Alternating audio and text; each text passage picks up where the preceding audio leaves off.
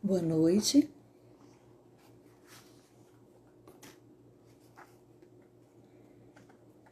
Eu sou Luciana Pessoa, sou trabalhadora do Lar Espírita Casa do Samaritano.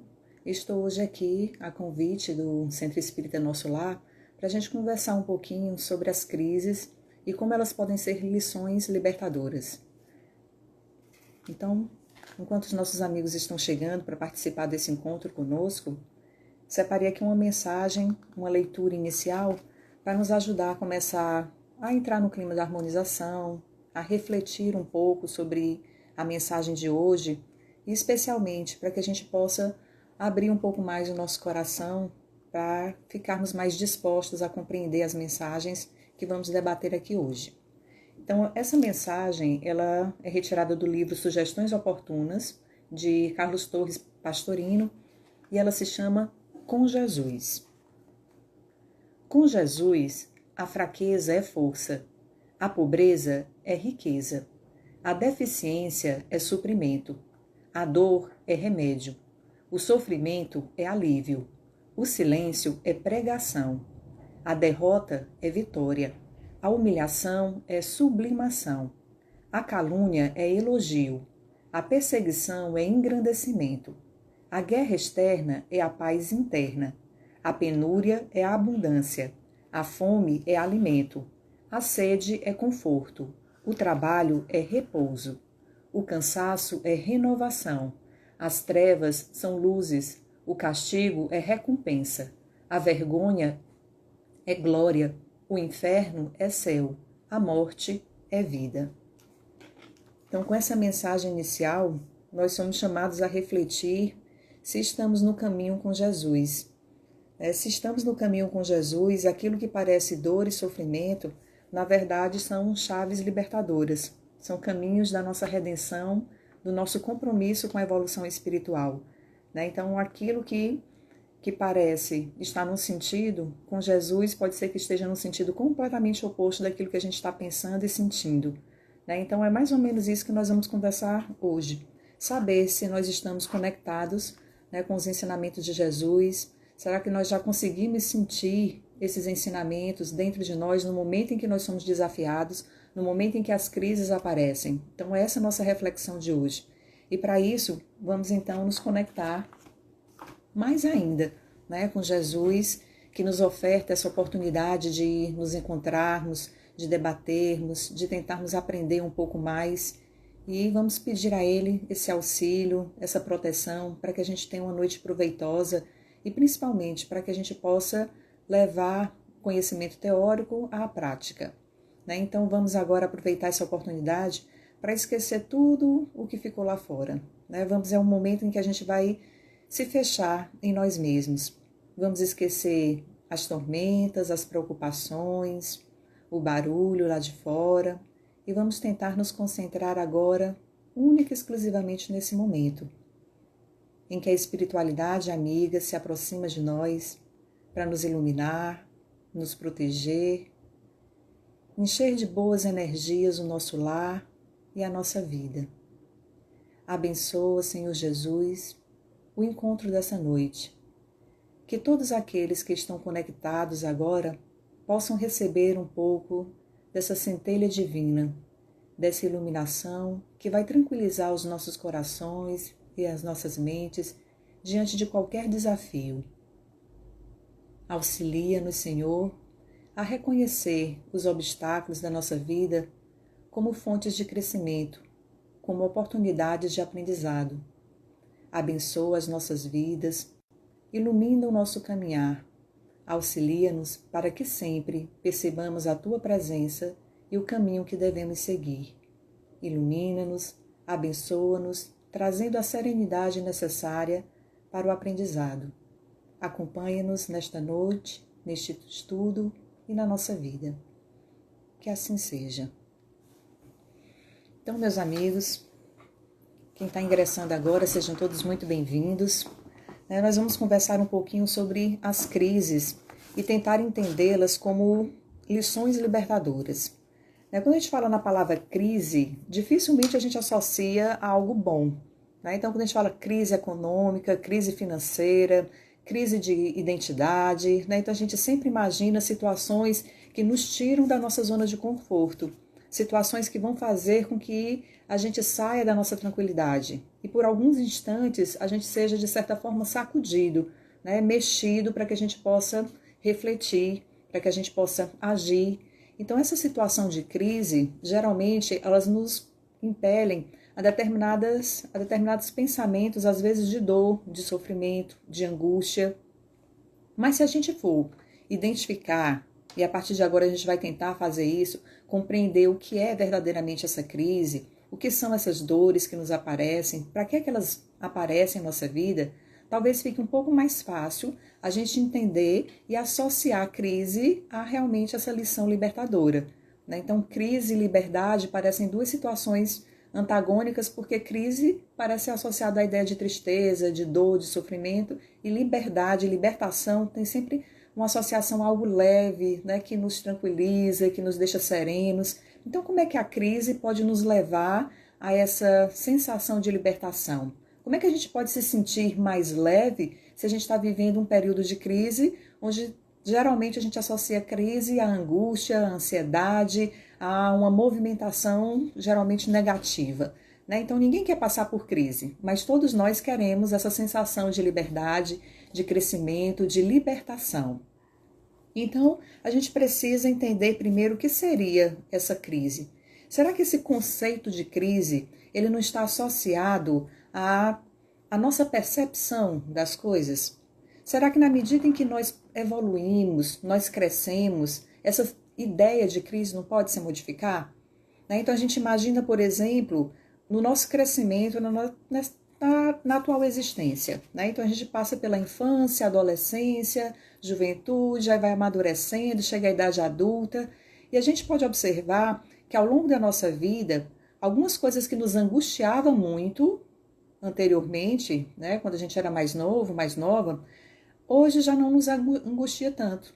Então aquilo que parecia um sofrimento, aquilo que parecia um problema grande a ser resolvido, hoje, com uma certa maturidade, um certo entendimento da vida, a gente começa a perceber que nem era uma coisa tão grande assim, né? Então imagine a criança diante do desafio das avaliações, né? A prova de matemática, a prova de português, de geografia, e à medida que ela vai avançando no seu aprendizado, vai crescendo dentro da sua escola, ela vai observando que as dificuldades também vão aumentando, né? Então as provas vão ficando mais difíceis, os problemas de matemática vão apresentando outras variáveis, e aí a gente começa a observar que aquilo que a gente passou anteriormente, né, que parecia um problema, que parecia tão difícil de ser resolvido, na verdade era um aprendizado necessário para que agora a gente pudesse resolver coisas mais complexas. Então, se a gente faz essa comparação com a nossa vida escolar, com a nossa vida, né, com a nossa encarnação, a gente começa a entender que são muitos os aprendizados e que cada aprendizado, em determinado momento que ele chega, pode ser que ele nos angustie, pode ser que em determinado momento em que o aprendizado chega, a gente não se sinta preparado para resolver. A gente tem a sensação de que vai ficar reprovado, de que não é capaz de conseguir. Mas na medida em que a gente vai estudando, se esforçando, tentando superar aquele momento de crise, então a gente vai identificar esse nosso melhoramento e a gente vai observar que a crise nem era tão grande assim. Então tem uma música espírita do Grupo Acorde que diz que nesses momentos de angústia você sobe lá no alto, no Monte da Certeza. E lá, bem de cima, a gente vê como é pequena e passageira a dor. Então é exatamente esse cenário que a gente precisa ir construindo ao redor dessas ideias de crise. Porque as crises elas sempre existiram e sempre vão existir dentro desse nosso nível de evolução espiritual. Então se a gente se coloca nessa condição de subir, de ficar lá no alto da montanha da certeza, da segurança, da fé, a gente vai observar que esse problema, por maior que ele pareça ser, ele tem uma solução, ele tem um objetivo, ele tem uma finalidade de aparecer na nossa vida. E aí isso nos dá um certo consolo, uma certa tranquilidade para que a gente possa, então, encontrar a solução adequada, né? Agir conforme aquela situação nos apresenta. Então, um grande diferencial, né, um grande X da questão é a gente entender as crises como a gente precisa entender todas as situações que acontecem na nossa vida. de situações que são passageiras, que são temporárias, porque são decorrentes dessa nossa vida atual, da vida material. E aí a gente precisa se compreender sempre como espírito eterno, que está transitoriamente vivendo uma experiência material. Então, o que é uma crise com o olhar na matéria? E o que seria uma crise com o olhar do espírito? Né? Então, diante disso, a gente vai observar que lá no Evangelho segundo o Espiritismo, né, no capítulo 5º, ele vai apresentar a ideia de que os aflitos eles são bem-aventurados. Né? E ele vai explicar a justiça dessas aflições, as causas dessas aflições, né, a necessidade, como enfrentar essas aflições. E lá a gente vai observar, num determinado momento, e que ele coloca lá no item 24, para tentar nos explicar o que é a verdadeira infelicidade, a verdadeira aflição, o que seria a real desgraça na nossa vida. E aí ele começa a apontar algumas situações. Né? Então ele diz, olha, se você acha que não tem nada para comer, se você acha que a miséria, a fome, a humilhação, a doença, a traição de amigos, que isso é dor, que isso é sofrimento, então você não entendeu a lógica da coisa. O seu olhar ainda está voltado para o plano material. Então a grande explicação é sempre a gente visualizar essa realidade da matéria e a realidade do espírito, entendendo que a verdadeira felicidade é aquela do espírito. Então tudo o que nos acontece materialmente falando é um aprendizado, é algo que vai nos servir, que vai nos ser útil para esse crescimento espiritual, mas que é sempre algo transitório. É algo que vai passar pela nossa existência, vai deixar sua marca, a sua contribuição, mas que não vai durar eternamente. Então é isso que o Evangelho vai nos esclarecer. Então você está sofrendo pela morte de um ente amado, você está sofrendo porque está doente. Então entenda que esses sofrimentos, essas aflições que são da matéria, elas são temporárias, elas têm um propósito, e quando você visualizar onde você vai chegar, o que você vai atingir após passar por essa experiência, então você vai ver que ali não existe sofrimento nenhum. Que na verdade não há uma tristeza real, mas apenas uma necessidade da gente visualizar a finalidade da coisa. Então, voltando lá ao nosso exemplo da escola, para que a gente precisa fazer a prova de matemática? É justamente para a gente ver se nós conseguimos assimilar o conhecimento. Então, por que a gente precisa passar pelas experiências de tanta tarefa de casa para fazer? Então a criança olha, mas eu queria estar brincando, eu queria estar assistindo televisão e eu tenho que estar fazendo tarefa escolar. Para a criança é um sofrimento fazer a tarefa escolar. Mas a partir do momento que fazendo a tarefa escolar, ela se prepara, ela se torna apta para enfrentar os desafios daquela disciplina, ela vai ter um resultado que vai trazer a verdadeira felicidade, que vai trazer uma verdadeira satisfação. E não uma satisfação temporária de brincar, de assistir televisão em vez de estudar.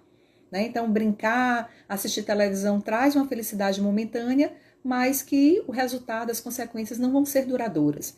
Então, se a gente se identifica como as crianças, nós vamos observar então na nossa vida de adulto que muitas dessas situações que a gente chama de crise, de sofrimento, de aflição, é na verdade esses experimentos, essas situações que a gente precisa passar para poder ir nos enriquecendo, para poder ir fazendo com que a gente cresça. E na medida em que a gente vai evoluindo, que a gente vai passando pelas dificuldades, a gente vai vendo que coisas menores já não nos incomodam tanto. A gente já não consegue visualizar como um grande sofrimento. Então tem uma situação interessante de Madre Teresa de Calcutá, que estava lá envolvida nos seus cuidados com os doentes, tratando os leprosos, e uma pessoa chega para ela e diz, olha, Madre Teresa, não sei como é que a senhora faz esse trabalho. Eu nem por $1 milhão eu faria um trabalho desse. E aí Madre Teresa vira para essa pessoa e diz, eu também não, meu filho. Nem por $1 milhão eu faria um trabalho desse. Porque banhar leprosos, só por amor se pode dar banho em leprosos. Então é uma grande lição que nos chama a refletir sobre aquilo que realmente nos incomoda, aquilo que realmente é uma dor e um sofrimento, e aquilo que é só a nossa incompreensão ou a nossa incapacidade de passar por determinada situação. Então, alguns de nós, por exemplo, poderia se incomodar, se sentir numa situação de sofrimento, de angústia, por ter que cuidar de pessoas doentes, por ter que renunciar à sua própria individualidade, de ter que renunciar à sua felicidade, né, de sair, de passear, de ter liberdade para ficar em casa cuidando de um enfermo. Já a Madre Teresa estava num nível tão elevado, né, que para ela isso não é sofrimento nenhum. Para ela isso é apenas um gesto de amor. E só por amor que se é capaz de realizar atos assim. Então a gente vai chegar a essa condição de enfrentar esses desafios com mais tranquilidade. Mas para isso, o amor é que vai nos transformando. Né? O amor que a gente dedica às coisas, o amor que a gente dedica às pessoas, é que vai sendo o nosso instrumento, o nosso auxílio na compreensão, na percepção disso. Então, quando as dificuldades aparecerem, seja a falta de dinheiro, o desemprego, a doença, a gente precisa ter essa percepção da nossa existência como uma existência temporária, a existência material como algo para se atingir essa existência, essa evolução espiritual. Então, se a gente percebe onde a gente quer chegar, a gente passa pela dor e pelo sofrimento. Então, se a gente está doente, está visualizando o processo de cura, de chegar ao resultado de ficar curado, então é por isso que a gente passa pelo remédio amargo, pelas injeções dolorosas, pelos tratamentos invasivos, pelas cirurgias que são mais invasivas, né? Cirurgias que nos colocam em situação de extrema debilidade. Então a gente passa por isso entendendo que é um processo para atingir um determinado resultado. Então, quando a gente atingir esse resultado, a gente vai ver que valeu a pena tudo isso que a gente passou. Valeu a pena ter renunciado a determinados prazeres momentâneos, porque eles trariam prazer, como o próprio nome diz, apenas momentâneo. Apenas naquela situação, apenas naquele instante. Não ia render frutos para depois. E aí, então, lá no Evangelho segundo o Espiritismo, no capítulo 5, ele vai justamente fazer com que a gente visualize de uma forma mais prática aquilo que realmente é uma felicidade e aquilo que realmente é essa aflição, essa angústia, essa situação de crise. E a recomendação, a orientação que a gente recebe é de olhar as consequências daquele ato.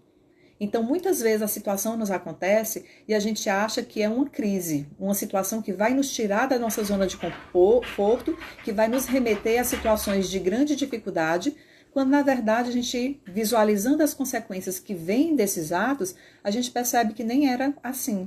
Da mesma forma, algumas situações de extremo prazer, de muita felicidade, de muita alegria, se depois a gente observar as consequências que vêm desses atos, dessas situações, pode ser que a gente entenda que ali realmente não era uma situação de tanta felicidade assim. Então é isso que o Evangelho nos convida, a perceber as consequências dos nossos atos. Então, às vezes, a gente está com aquela vontade de dizer palavras ofensivas, de falar aquilo que realmente está sentindo e magoar a pessoa. E na hora de uma briga ou de uma confusão, você diz tudo que você sempre quis dizer. E aí coloca para fora e ali momentaneamente você sente aquele prazer, aquela liberdade de ter dito tudo aquilo. Mas depois, a ofensa que você causou ao outro, o estremecimento da relação, às vezes a perda da amizade não compensa esse momento de felicidade que você teve, de libertação temporária.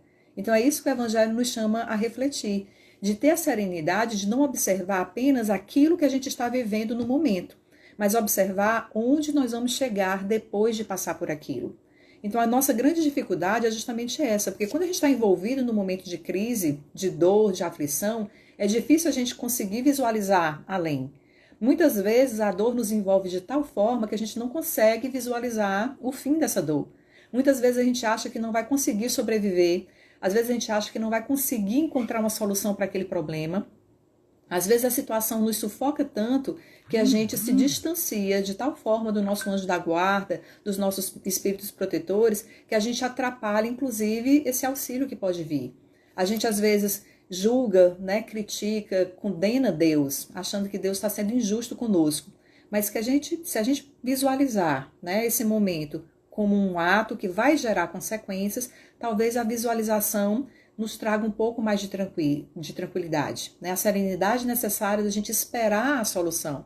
Então, nós sabemos que tudo passa, né? Tanto de bom como de ruim, tudo passa, e é isso que a gente precisa despertar no momento da crise. Então, por mais dor que a gente sinta, por mais sofrimento e aflição que esteja nos consumindo, a gente precisa visualizar que aquilo é temporário e que aquilo vai deixar alguma marca positiva para o futuro, e pode ser um futuro bem próximo. Né? Tem um conto interessante que ele fala de um fazendeiro que na sua fazenda teve uma chuva e destruiu uma cerca e o seu cavalo fugiu. E aí então os vizinhos chegam até esse fazendeiro e dizem: mas que azar, seu cavalo fugiu. Logo o seu cavalo, que era o que você utilizava para arar a terra, como meio de transporte, como seu instrumento de trabalho, que tristeza essa que você está passando. E o fazendeiro diz: pode ser. E alguns dias depois o cavalo retorna, e retorna trazendo mais vários cavalos selvagens juntos com ele. E aí os vizinhos voltam e dizem: meu Deus, mas que sorte você teve, né? Seu cavalo veio e não só voltou, mas trouxe com ele vários outros cavalos. Como você é sortudo, está mais rico agora. E aí o fazendeiro olha aquela situação e diz: pode ser. Alguns dias depois, o filho do fazendeiro, tentando domesticar os cavalos, sofre um acidente.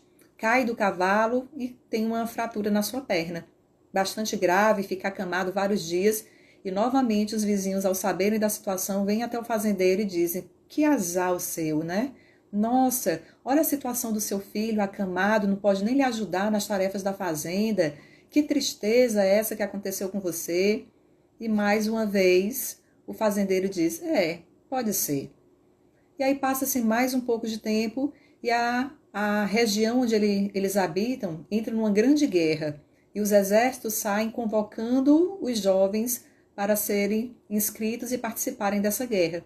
Chegando na fazenda, o filho do fazendeiro, como está enfermo, não foi alistado, não participa da guerra. E aí, então, mais uma vez, a reflexão, né, de que aquilo que nos acontece pode ser bom ou pode ser ruim.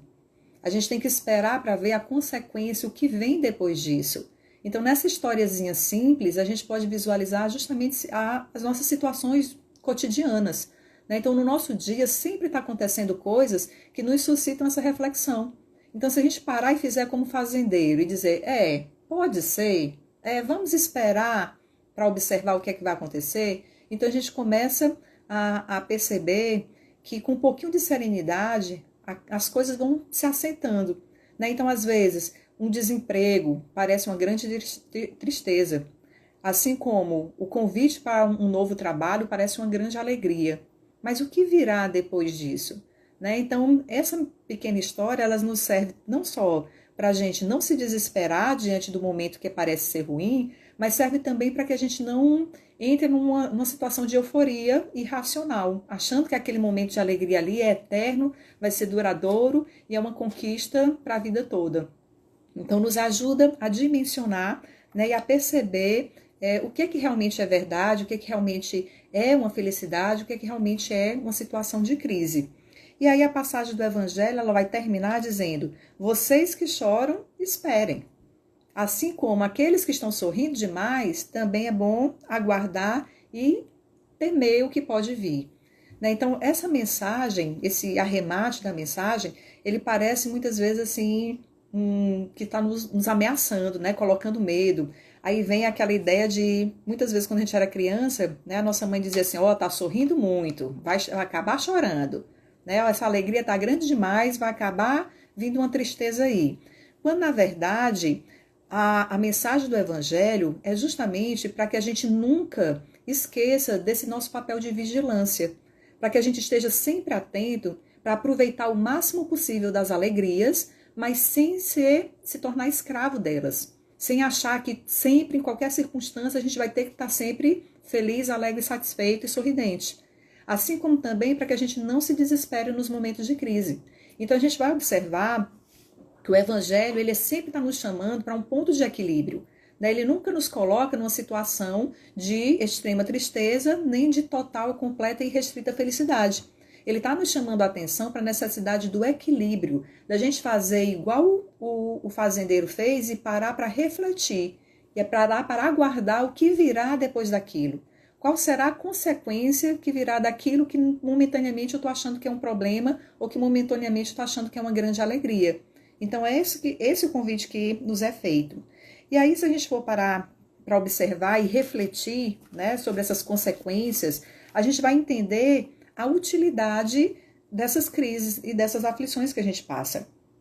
A gente vai começar a perceber que nas situações de crise são justamente as situações em que a gente é chamado para agir, para sair da nossa zona de conforto e descobrir dentro de nós quais são as nossas habilidades, quais são as conquistas que nós realmente já temos para vencer determinadas situações, passar por esses momentos. Né? Então, o momento de crise, ele serve para o nosso burilamento, para o nosso aperfeiçoamento. E aí a gente pode observar que esse processo de autotransformação, de reforma íntima, né, de autoevolução, de melhoramento íntimo, ele não é muitas vezes um momento tranquilo, não é um processo tranquilo. Ele é um processo contínuo, duradouro, que a gente precisa fazer constantemente e sabendo que em determinados momentos ele vai ser de dor, de sofrimento, justamente porque são essas dores, esses sofrimentos que vão tirando de nós determinadas imperfeições. Então, quando a gente começa nesse processo de autoaprimoramento, de reforma íntima, é muito comum a gente começar visualizando, fazendo uma lista das nossas imperfeições e quando a gente começa a trabalhar, a tentar burilar essas imperfeições, a gente entra em situações de crises, né? As crises existenciais que a gente passa, muitas vezes é nesse sentido, da gente, às vezes, se achar pequeno diante da transformação tão grande que a gente precisa fazer. Então, essas crises que nos sacodem, que nos movimentam, que nos tiram do lugar em que a gente está, elas são necessárias para que a gente tenha uma visão mais ampla daquilo que a gente realmente é, daquele espaço que a gente realmente ocupa e daquilo que a gente quer atingir. Então, por exemplo, uma pessoa que passa por determinados tipos de provação, aquele gênero, aquela espécie de provação que ela vai passar, ela vai servir para o burilamento específico de determinadas situações, de determinadas questões. Então, se a gente aceita sem revolta esse processo de provações, de provas, de expiações, se a gente passa a aceitar com tranquilidade, a gente vai aproveitar mais intimamente, a gente vai conseguir resultados mais positivos, digamos até de uma forma mais célere, do que se a gente se revoltar, do que se a gente não querer aceitar a situação que a gente está passando. Né? Então, esses desafios que nos aparecem, eles vão fazer com que a gente possa identificar dentro de nós também, muitas vezes, habilidades que a gente nem imaginava que tinha.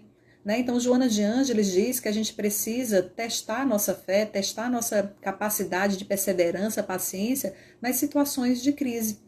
Porque se a gente está alegre, está tranquilo, está vivendo, né, serenamente, sem nenhum tipo de crise, sem nenhum tipo de incômodo nessa existência material, a gente se acomoda e a gente muitas vezes não transforma intimamente, a gente não se melhora intimamente.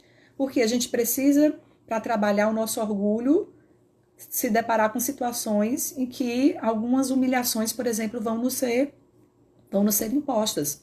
Para a gente trabalhar e aperfeiçoar a nossa paciência, a gente precisa viver situações em que vai ser exigido de nós essa paciência.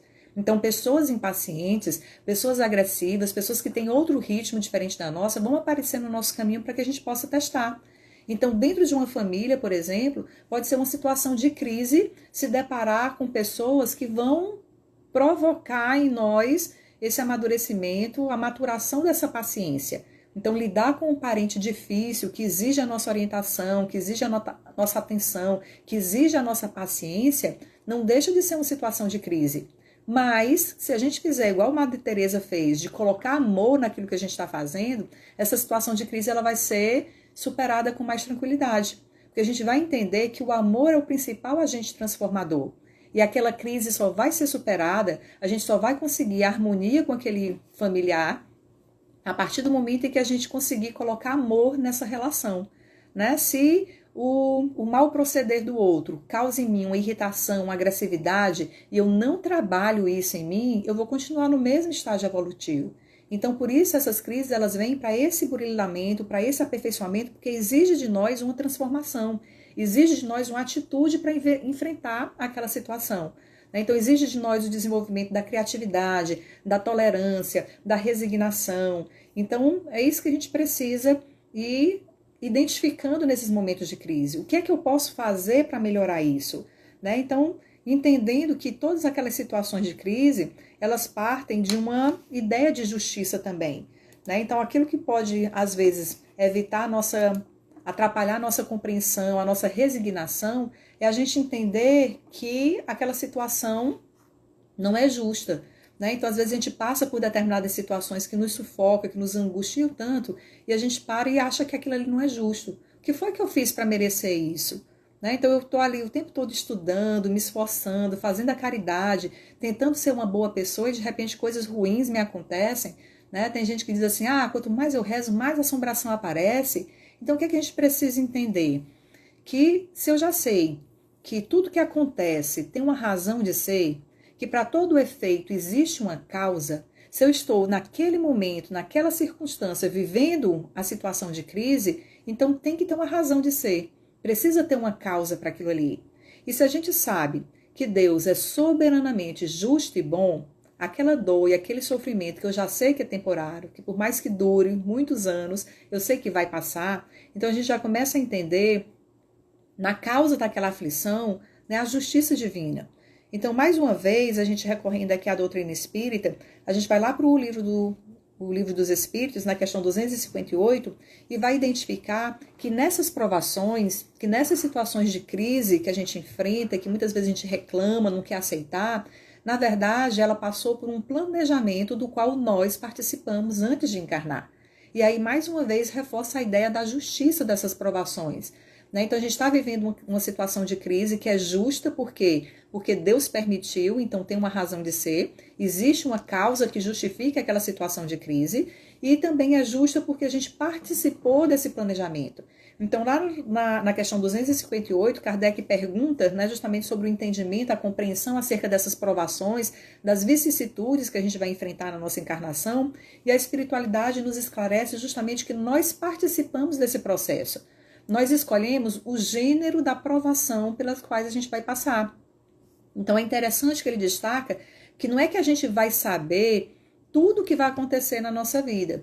Não é um planejamento que a gente vai definir todo dia as coisas pequenas que vão acontecer no cotidiano. Né? Então, lá no Livro dos Espíritos, ele diz até assim, não é que eu vou passar numa rua, uma telha vai cair na minha cabeça e eu já tinha planejado que aquela telha ia cair na minha cabeça. Não são esses mínimos detalhes do dia a dia. É o gênero da provação. Ou seja, eu escolho passar pela prova da miséria, da pobreza. É um gênero de dificuldade, de crise, de aflições. Eu escolho passar pela provação da doença. Eu escolho passar pela provação de resgatar parentes que estão em débito com a lei divina. Então, são esses os gêneros que a gente vai escolhendo. E quando a gente escolhe um gênero de provação, ao longo da nossa existência, cada dia que a gente acorda, cada novo dia, novo ciclo que a gente vai vivendo, a gente vai fazendo as nossas escolhas. A gente vai criando outras situações de aprendizado, de melhoramento, mas também de estagnação.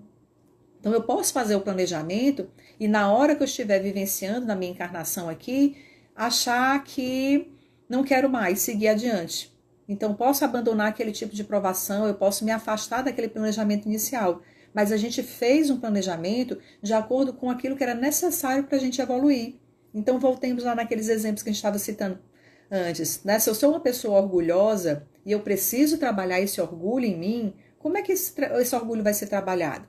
Eu vou passar por situações em que eu vou me deparar com pessoas difíceis, pessoas que vão estar o tempo todo, né, lançando sobre mim as minhas imperfeições, mostrando para mim onde eu estou errando, pessoas que vão ser extremamente críticas ao meu trabalho, à minha forma de falar, à minha forma de agir. Então, elas vão estar o tempo todo me alfinetando, que é justamente para mostrar, né, os momentos em que o meu orgulho não me deixa ver as minhas próprias imperfeições.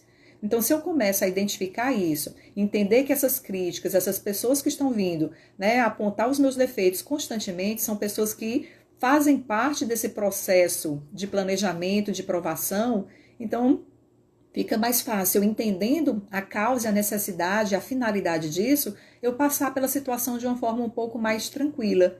Né? Então, é por isso que toda situação de crise, ela nos suscita a reflexão em primeiro lugar. Né? Então, por que eu estou passando por isso? Se eu sei que Deus é soberanamente justo e bom, e essa situação está acontecendo, e está acontecendo comigo, não está acontecendo com meu vizinho, não está acontecendo com meu irmão, por que exatamente está acontecendo comigo? Né? Então, em vez de se revoltar, a aceitação, a resignação, é esse pensar crítico também da nossa parte. né? Então, muitas vezes a gente acha que aceitar é simplesmente se resignar, né? Baixar a cabeça e deixar que a situação venha acontecendo. E não, é a necessidade de você refletir criticamente a respeito daquilo. Então, quer dizer que eu vou ter que ficar aceitando aquela pessoa que vem me ofender constantemente, que todo dia está me criticando excessivamente? Não. Você pode, num diálogo fraterno, um diálogo equilibrado, conversar com a pessoa e pedir para que ela mostre seus defeitos de uma forma mais tranquila. Né? Você pode dizer, ô fulano, eu agradeço por você mostrar as minhas imperfeições, mas não mostre em público, não. Né? Vem falar só comigo, em vez de ficar falando aí nas redes sociais ou expondo para os meus colegas de trabalho. Então, a aceitação, a resignação é uma forma consciente de passar pela situação de crise, mas é uma forma também de você agir. Não é passividade, de simplesmente aceitar, baixar a cabeça e ficar pensando e remoendo aquelas críticas que o outro lançou sobre você, mas refletir e interferir para que seja uma forma saudável não só para você, mas para o outro também. Né? Então, se eu passo pela provação da miséria, por exemplo, então eu vou estar envolto em situações em que muitas vezes eu não consigo progredir economicamente. Eu vou estar sempre perdendo o emprego, eu vou estar sempre falindo, mas isso não significa que tem que ser encarnação inteira. Não significa que a sua aceitação e a resignação é simplesmente baixar a cabeça e aceitar a pobreza sem lutar. Né? Então, o que é nos colocado é justamente que essas situações de provação e de planejamento e de vivência dessas situações de crise é a necessidade de nos sacudir, de nos fazer refletir, de nos fazer pensar e tentar agir como Jesus. Né? Então, do jeito que a mensagem inicial foi lida aqui, a gente começa a entender melhor o que é que aquela mensagem inicial estava querendo dizer. Então, com Jesus, a humilhação, na verdade, é glória. Com Jesus, na verdade, aquela pobreza não significa uma riqueza espiritual indescritível. Com Jesus, aquela situação que para mim parece de penúria, de sofrimento, é na verdade de libertação. Então essa é a principal mensagem, né? Da gente encarar a resignação, encarar a aceitação de uma forma crítica, de uma forma consciente, de eu passar por aquela situação entendendo o porquê dessa situação e principalmente entendendo que eu posso intervir positivamente. Então não é porque eu fiz um planejamento de passar pela experiência da pobreza que eu vou ser pobre a encarnação toda. Não, na prova da pobreza eu vou ser testado, por exemplo, na minha honestidade. Se eu vou utilizar a pobreza como uma justificativa para roubar, para enganar as outras pessoas, ou se eu vou lutar para conseguir honestamente obter determinados resultados. Então, é por isso que a gente vê diversos exemplos dentro de uma encarnação de pessoas que nascem em extrema pobreza e pelo seu esforço próprio, pessoal, com auxílio de algumas pessoas, elas conseguem reverter esse quadro. Assim também, pessoas que passam pela prova da riqueza podem ter a situação invertida. Né? Então, não utilizam adequadamente, fazem escolhas inadequadas e aí reverte o quadro da riqueza para a pobreza. Então, o que é que a gente vai observar em todas essas lições, né, do Evangelho, do Livro dos Espíritos? Que, na verdade, não existe um destino pré-determinado taxativamente. Sempre, a qualquer momento, a gente tem a oportunidade de crescer, de modificar a situação ao nosso redor. Mas, para isso, a gente precisa ter uma atitude positiva. A gente precisa agir, né? A gente precisa tentar resolver em nós mesmos as imperfeições que impedem a gente de progredir, de crescer, de evoluir. Né? Então, lá no Evangelho de Tiago, ele tem uma frase assim, bem interessante que nos suscita, né, uma reflexão também. Concatenada com essa passagem do Evangelho, segundo o Espiritismo, no capítulo 5, Tiago diz que a alegria, que a gente tem que enfrentar com alegria todas as provações da nossa vida. Né? Então, como é que a gente vai ser feliz se a gente está em sofrimento? Que alegria é essa que ele fala? Como é que eu vou estar aqui vivendo a experiência de um parente que está extremamente doente e vou ficar alegre por causa disso? Como é que uma mãe que acabou de perder um filho pode ficar feliz numa situação de provação? Né? Como é que um pai, que é o arrimo de família, perde o seu emprego e vai ver seu filho passar fome, né? Perder a oportunidade do estudo e vai ficar alegre com isso? Né? Então é por isso que a gente precisa ter a compreensão da dimensão material e espiritual muito nítida, muito presente em nossa vida. Porque a alegria que ele está falando é a compreensão daquilo que a gente está passando. É a aceitação de que aquilo ali é temporário, de que aquilo ali vai nos transformar para melhor. Que aquilo vai nos auxiliar a seguir mais próximo do modelo de Cristo. né? Então, quantas pessoas em situações de crise, elas não recorrem à espiritualidade? É o momento em que as aproxima da religiosidade. Né? Hoje eu estava lendo o relato de uma mulher descrevendo o momento em que ela teve o diagnóstico de câncer de mama e depois todo o processo de tratamento, né, até obter a cura, o processo foi longo, foi demorado. E uma das coisas que ela mais destacou foi o resgate da espiritualidade.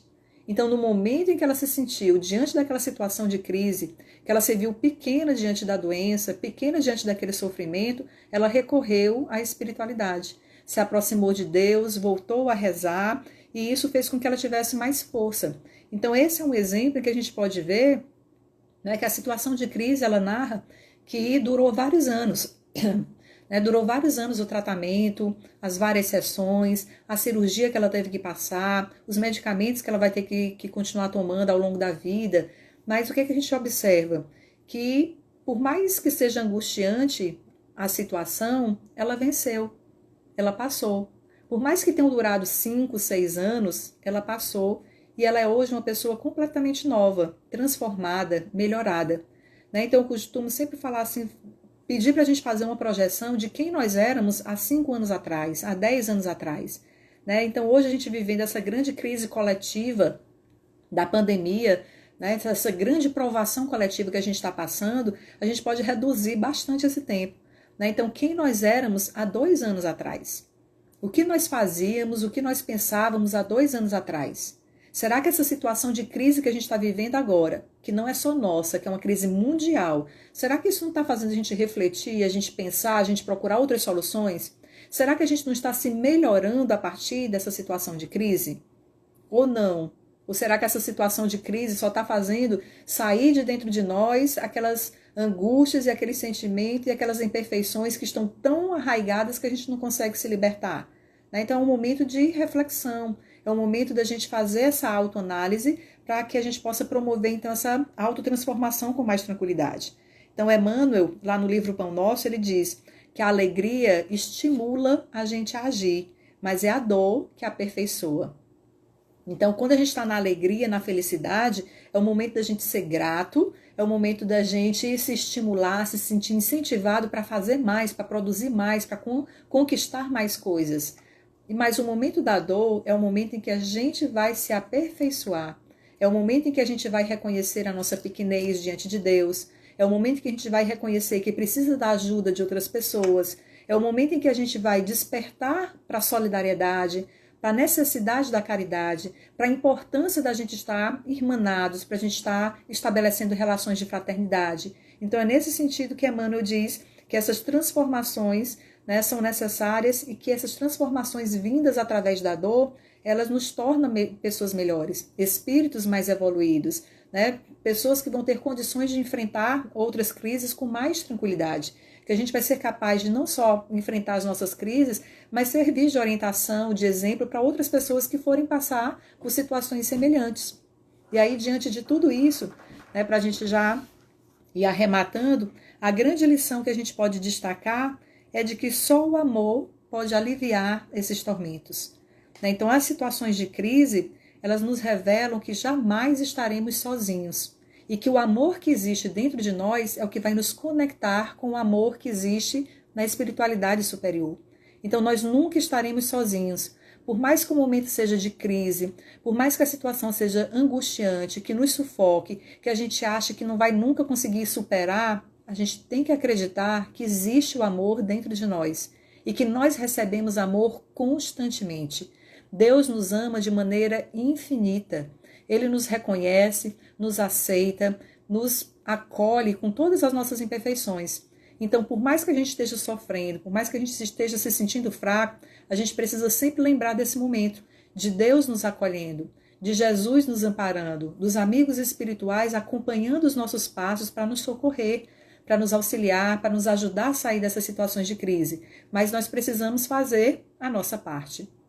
Então, se a gente sabe que pode adoecer, ter determinadas condutas, então a gente evita a crise da doença tomando as atitudes corretas. Então, a gente precisa pedir, muitas vezes, iluminação, perseverança, força para esses nossos amigos espirituais que nos acompanham, para que a gente não cometa erros que a gente sabe que vai nos trazer essas situações de crise.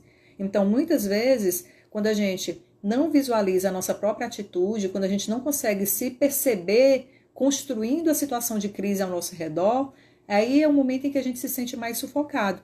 Então, se a gente visualizar a ideia do amor incomensurável, imenso, indescritível, infinito, incondicional de Deus por cada um de nós, a gente sente força de se libertar. A gente vai entender, se eu sou tão amada e estou passando por uma situação dessa, é porque alguma coisa de bom eu vou tirar daqui. Então, apesar de toda essa dor, esse sofrimento, essa angústia que eu estou vivendo, Deus me ama, Deus me acolhe, Deus coloca ao meu lado seres de luz para me iluminar, para me sugerir boas intuições. Então, é o momento da gente abrir o nosso coração e permitir que esse auxílio venha. Permitir que essa luz nos invada. Permitir que Deus demonstre todo esse amor que Ele tem por nós. Porque nós merecemos. Nós somos filhos de Deus. Jesus veio para nos mostrar isso. Todos nós devemos estabelecer esse vínculo de proximidade com Deus, considerando como Pai amoroso, Pai gentil, que nos acolhe, que nos perdoa sempre. Então, diante dessa situação, a gente jamais vai sentir vergonha de assumir as nossas imperfeições, de assumir o nosso medo, o nosso desespero diante da crise e pedir: Pai, me socorre, Pai, me ajuda. Pronto, é só o que a gente precisa para ser ajudado, para ser socorrido. A gente não precisa de grandes movimentações, basta abrir o coração e sinceramente dizer: Pai, me ajuda, Pai, me acolhe, eu estou entregue em tuas mãos. Pronto, essa é a confiança que a gente precisa para superar qualquer momento de crise que a gente vivencie. Sejam crises individuais, sejam crises coletivas. E a gente vai conseguir superar, crescer e se melhorar. Então, acho que essa é a grande sensação de libertação que a gente fica depois de passar pela crise. Então, voltando ao iniciozinho da nossa conversa de hoje, por que crise está associada à lição libertadora? Né? Como é que eu posso associar a crise a algo tão negativo, tão ruim, tão incômodo, com essa sensação de libertação? É exatamente por isso, porque a crise nos aproxima mais de Deus, nos faz reconhecer esse amor, nos faz permitir que esse amor divino nos abrace, nos acolha, nos proteja e nos tire dessa situação de crise, nos fortalecendo, tornando maiores e melhores. Então é essa sensação que a gente precisa ficar. É isso que eu gostaria de deixar agora para todos vocês, para que a gente interprete essa situação de crise, por mais dor que a gente esteja sentindo, por mais que a gente esteja se sentindo incomodado, achando que não vai vencer esse momento, mas que a gente tenha fé, que a gente acredite que essa sensação de libertação vai acontecer. Né? Então, lá no Evangelho, a gente vai ver, né, que o principal objetivo é a gente conseguir entrar de forma gloriosa nos reinos dos céus. Então, a gente só vai conseguir fazer isso se a gente realmente se colocar nas mãos de Deus, acreditando que a crise é temporária, passageira, e está aqui só para nos ajudar a crescer, nos ajudar para que a gente possa se aproximar cada vez mais dele. Então, para a gente encerrar, eu gostaria só de ler uma pequena mensagem de Joana de Ângeles para nos fortalecer nesses momentos de crise que a gente vivenciar. Então, ela começa dizendo assim: agradece a Deus a tua momentânea aflição, seja de qual expressão se constitua. Autopenetra-te mentalmente em uma autoanálise honesta e pergunta-te qual é a mensagem que está sendo enviada. Indaga onde necessitas e como reparar a sua causa a fim de libertar-se. Com serenidade, busca compreendê-la ao detectares a nascente. Sem qualquer ressentimento, corrige o fator de desintegração e rejubila-te. No entanto, se não conseguires encontrá-la de imediato, não te envolvas nos tecidos sombrios da melancolia ou do desespero, permanecendo alegre, isto é, consciente de que se trata de uma ocorrência transitória e benéfica. Tenha a certeza de que sairás da situação melhor do que quando te instalou, num momento em que não esperavas tal acontecimento. Notarás um amadurecimento psicológico fascinante que te permitirá harmonia interior, compreensão do sentido de viver e estímulo para valorizar apenas aquilo que seja de duração real, que são os valores do espírito. É justo que se aspire pela paz, no entanto, apoiando-se no amor é seu alicerce. Então, mais uma vez, a mensagem aqui da Joana de Ângeles vem arrematar o que a gente estava comentando agora. O amor nos transforma, nos modifica, nos aproxima de Deus. Precisamos agradecer a Deus por todas as experiências e entender que a alegria é justamente como Joana colocou aqui. A alegria é a consciência de estar passando por uma situação transitória que, embora ruim momentaneamente, ela nos fará melhor, nos fará crescer. Então, meus amigos, muito obrigada pela companhia nesse momento, pela companhia durante essas reflexões, né? Para quem apareceu aqui, obrigada pela presença, né? Agradeço a todos pelas contribuições. E aí, todos irmanados nessas boas energias, nesses bons pensamentos, vamos então fazer uma prece de agradecimento. Não só pelos bons momentos, mas agradecer principalmente pelos momentos de crise que a gente consegue superar com o auxílio de Deus.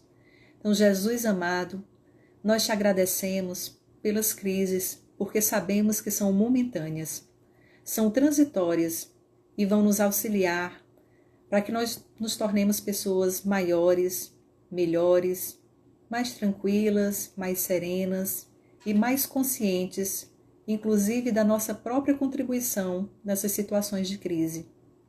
Auxilia-nos, Senhor, para que possamos manter a perseverança, a esperança, a confiança e a fé de que nunca, jamais estaremos sozinhos. Abençoa, Senhor, para que cada um de nós que está aqui hoje, agora conectado, possa acender essa centelha divina que habita dentro de nós. Que tenhamos serenidade para enfrentar as nossas crises e que sirvamos de exemplos para que outras pessoas também acerenem seus corações e enfrentem com tranquilidade e fé qualquer situação de adversidade que apareça. Abençoa-nos, Senhor, e acompanha-nos hoje e em cada dia de nossas vidas. Que assim seja. Mais uma vez, muito obrigada, meus amigos, pela companhia, pela participação. Um grande abraço a todos e até uma próxima oportunidade. Que Deus abençoe a todos vocês.